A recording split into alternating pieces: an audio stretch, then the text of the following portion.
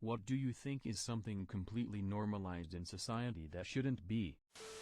Paying $10K plus for a funeral or a wedding.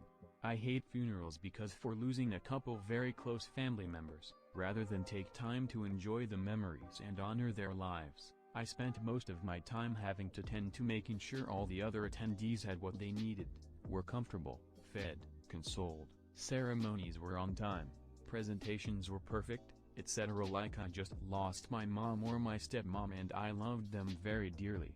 I want to grieve too. Instead I resent funerals for making the closest next of kin work for everyone else's benefit and consolation. My instructions to the immediate family: stick me in the ground. I'm not getting deader. Just have a quiet get-together if that's what you need, but don't expend efforts to ensure everyone else is tended to. My dad passed 2 years ago, and to our surprise, me and my sister, he had planned everything out. He wasn't sick in the way that someone would take time to plan it out, he just knew one day he would die and so he had it all taken care of, and the majority of it paid for. Literally the only decisions we had to make was if we wanted the service to be at the church or funeral home, and what we wanted to wear to the funeral. Him planning his funeral was seriously the best gift to us. It took so much stress away. Sleep deprivation.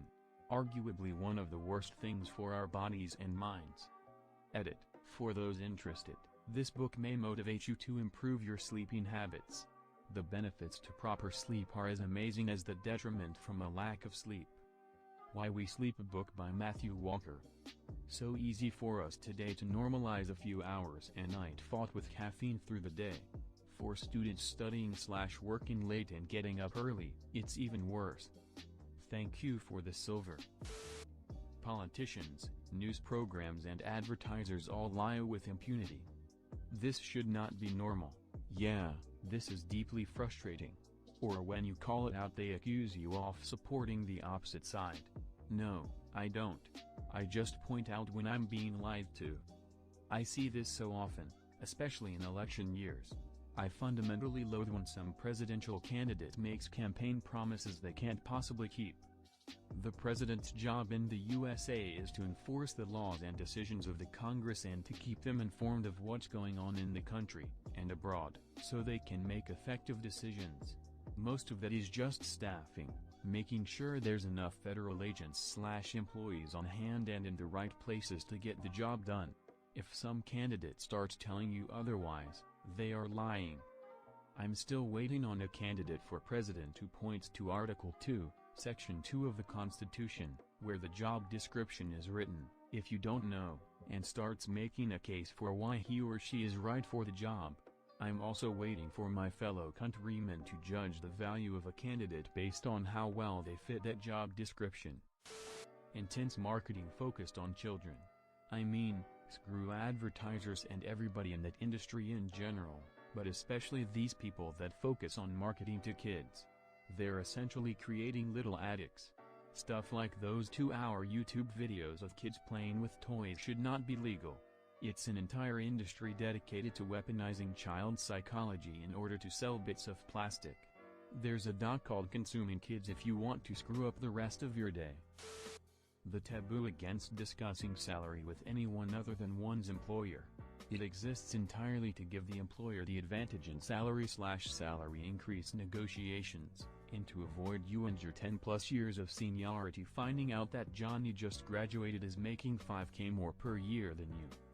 Had a boss tell us it was illegal to discuss wages. We told him no, it was illegal for him to tell us not to discuss wages. He replied that even if it was, which he didn't believe, it was in the company handbook that we could be fired for discussing wages, and we were not to discuss them on company grounds or with employees. We told him that was also illegal. He then told us later that it was not allowed because it could be considered harassment to discuss wages, as it could make some people feel sensitive or offended, and if we were heard talking about it, we could get in trouble with HR. The company, whose name may rhyme with Bombcast and its affiliated slave shops, are bad places to work. Discussing salary and other terms and conditions of employment with your co-workers is a protected right under the National Labor Relations Act. Companies cannot prohibit or discipline you for talking about it or make policies stating so. They do that because they know a lot of employees don't know their rights and will believe they can be fired for it. If a manager tells you you can't discuss it, document it in an email and state I have a right protected under the National Labor Relations Act to talk about wages and other terms and conditions of employment. You stated on X date that I am prohibited from doing so. Please note that this violated federal law and I will be filing a charge with the National Labor Relations Board if I am disciplined for participating in protected concerted activity. They will back the heck off and will try to avoid doing anything with you so that it doesn't become an issue. If they do, you can go file a charge with the NLRB and would be entitled to reinstatement and back pay. If you want to screw with them more and in a situation where you don't care if you're fired, a way to protect yourself is to start talking about organizing with your co-workers. Joining or forming a union is also protected under the NLRA and you can point to it if they try to fire you.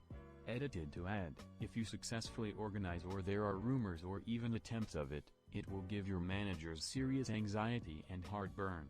Managers are usually fired if a workforce becomes organized under their leadership. I also suggest discussing safety concerns with co-workers and raising them with your boss.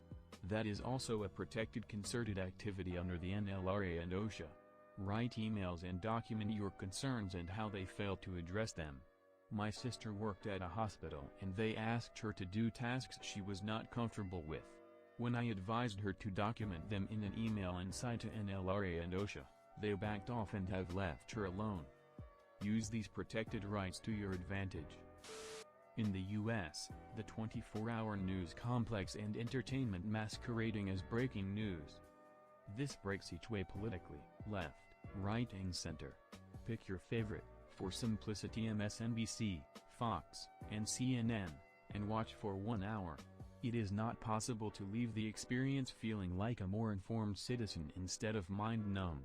It's the same filler stories, regurgitated images, superficial opinions layered on top of issues deserving far more analysis that they receive. It is striking that the plot of Anchorman 2 describes the state of news in this country. You are so right. I can't believe how normalized dysfunctional media is. Everything is a war of parties and of channels. Nitpicking at everything the opposite party does for propaganda.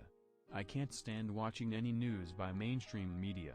Why can't it just be reporting what happened in the country? Food waste. People are so used to going grocery shopping, cooking whatever, maybe eating leftovers if they feel like it, and tossing everything that went bad. It's 10 times worse in actual restaurants, and you don't even want to know how much good food is tossed by farmer due to low marketability. In the US at least, we produce and throw out so much food it's embarrassing. People working multiple jobs, and society holding it as a badge of honor. It's the sign of a broken society when someone has to spend all of their time working, and not enjoying life. Many people don't have hobbies or interests, not because they don't want to, they just don't have time. When I was younger I had 2 jobs, and when I had free time I was too exhausted to do anything other than sleep. I would then dream about work, and being at work and having something terrible happen. The only thing I would do when I had a day off was go out, get blackout drunk, and then do it all over again. Arrogance. Everyone is always being told to be confident for the sake of it without possessing any actual skills to support that confidence. Since as long as you speak confidently then the ignorant masses will just eat up the words of whoever is the loudest. But I think such a thing is incredibly dangerous since this idea is putting a lot of incapable people into positions of power. Especially now that loud people can reach more people than ever before with stuff like the internet. There's just not enough appreciation for education and skill. Even though I'm fine with Greta Thunberg's intentions, I don't think that's what made her so popular. It's because she was a young girl, who tried very hard and was very loud. We're just fortunate that she happened to have positive intentions, but it's only luck that she didn't. Claiming you have a mental illness when you don't.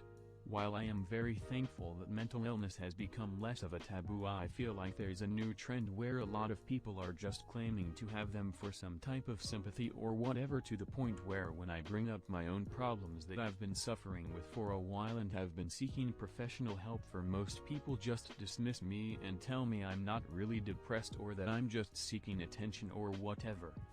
Thanks for watching. Hope you enjoyed the video. Consider subscribing to see more Reddit reading videos. Have an awesome day.